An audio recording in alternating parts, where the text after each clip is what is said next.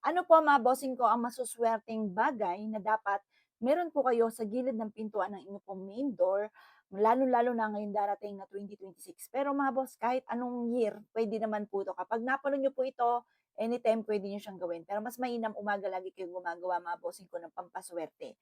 Ngayon, ano-ano po ba ito? 5 po ito. Unang-una, dapat meron kayong bigas. Ang bigas mga bossing ko, sumisimbolo ng kasaganahan. Yan po ay laging ginagamit na pampaswerte ang bigas. Halimbawa, maglilipat ng bahay, unang pasok, bigas kasama. Or kaya po mga bossing, magpapakasal, hinahaluan po yan ng bulaklak.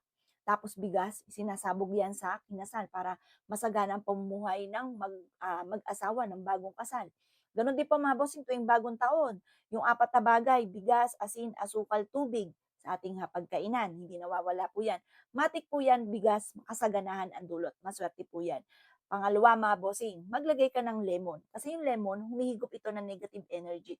Nag-aalis po yan ng mga kamalasan. Kaya dapat meron kang lemon.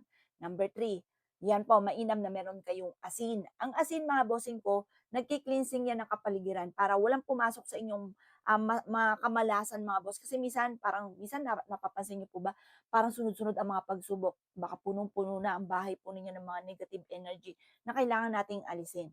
Yan, nag-aalis po ng kamalasan. At pang-apat mga bossing, mainam meron kayong 3 barya sa ilalim ng inyong doormat. Pero mas mainam, sa may gilid nyo siya ilalagay at hindi mismong naaapakan yung barya kasi hindi rin po maganda na naaapakan, nahihigaan ang pera mga bossing.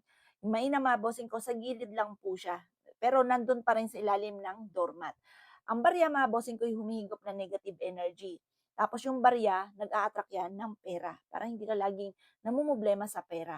At ang panlima mga bossing ko, maglagay ka ng totoong halaman sa gilid ng pintuan ng inyong pong main door. Ang dulot po niyan ay swerte. Yan po mga bossing ko, ang pinakamaganda sa akin, golden palm.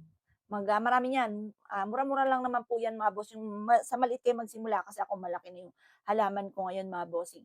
Yung gold ay sumisimbolo ng kasaganahan. Tapos yung palm mga bossing, yung mga puno ng nyog, ganyan. Yung golden